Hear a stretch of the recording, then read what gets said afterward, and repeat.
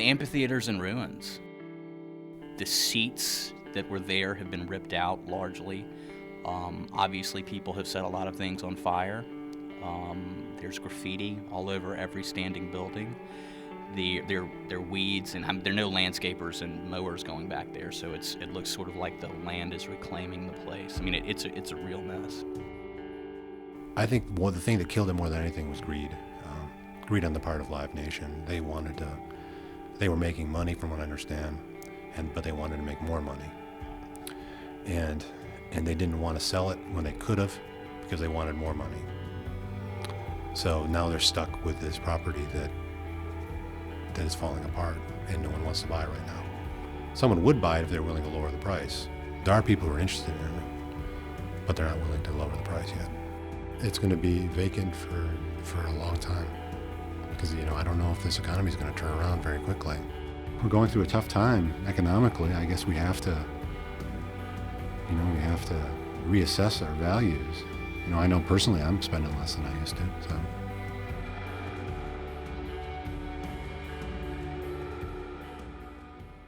The Germain Amphitheater opened in 1994. Before the amphitheater, there was really no venue that could handle a big concert in Central Ohio. This was before Nationwide Arena. This was before the Schottenstein Center. So all of the big concerts, like Aerosmith and Bruce Springsteen and any other really big act that you can name was skipping Columbus for Cincinnati and for Cleveland. And the people who developed the amphitheater thought, we want a place that can hold enough people to bring those kinds of acts to Columbus. So they did. It was the largest venue, the largest venue in town, and something about outdoor shows in the summer, it makes it kind of special. The guy who's most associated with it is a fella named Scott Steinecker. He's still a concert promoter in town. He owns the Elsie. He owns the Newport. He's the biggest concert promoter in the city.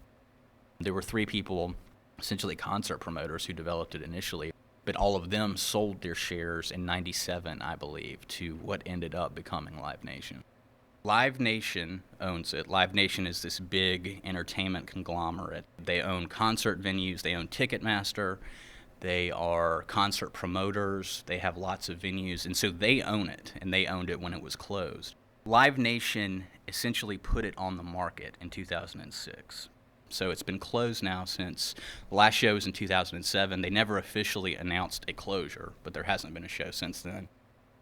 It had competition from Nationwide Arena and from the Schottenstein Center.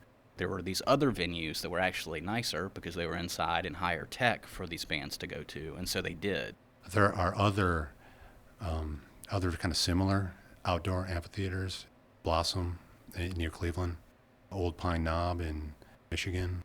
Those are much more rural settings, and it didn't have houses right behind it.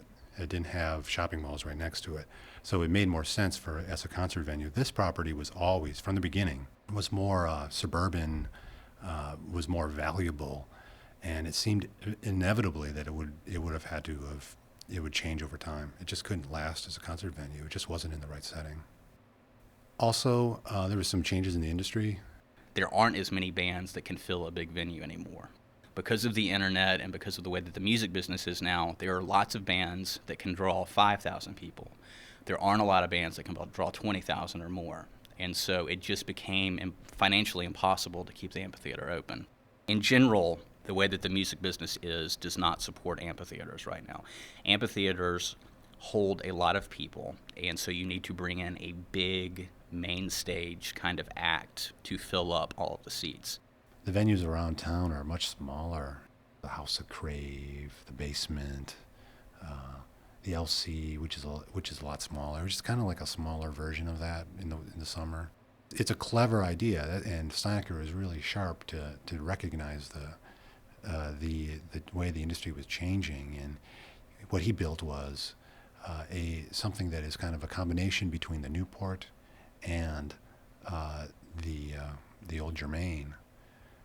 It's an outdoor arena, and then it has that roof, and it can be then it can also be an indoor arena, and it's a little bit smaller because he recognized that there just aren't enough acts to fill up a big arena like that. just seems like the concert business isn't the way it once was. There are fewer Lady Gagas than there used to be. Maybe Lady Gaga is the rare exception. She's got to figure it out. But most acts, I don't think, do. The property is 80-something acres of really prime land in central Ohio.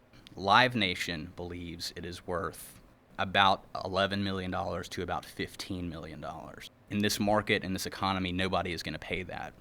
It is probably one of the most valuable pieces of property in the area because, somebody could build a big shopping center there, a corporate office.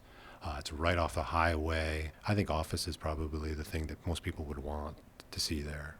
Whoever's going to come in there is going to tear the whole thing down and start over from scratch. It's never going to be a concert venue again. There's a whole lot of other things that have to happen before they can actually develop it. For right now, it is zoned for amphitheater only. That land is only supposed to be used for an amphitheater according to governmental rules. Whoever buys that would then have to go through the government zoning process to get it changed to, a residential zoning or a commercial zoning, some kind of business zoning, if they wanted to develop it into anything else other than an amphitheater. As valuable as that amphitheater is, and as much land as it is, it would be a long process to get it changed. But I do think it's not going to be like that forever. It's valuable, and it will be developed. The Polaris Centers of Commerce, who are the people who are sort of in charge of developing the Polaris District, they still want it. They're still in negotiations. It could be great if the economy were better. And honestly, I think eventually when things turn around, it will sell, and it'll sell pretty high. So the owners are just going to have to wait it out. Everybody wants to make as much money as they can out of this.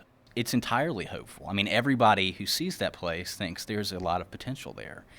And because it is in such a desirable area, it will eventually get bought.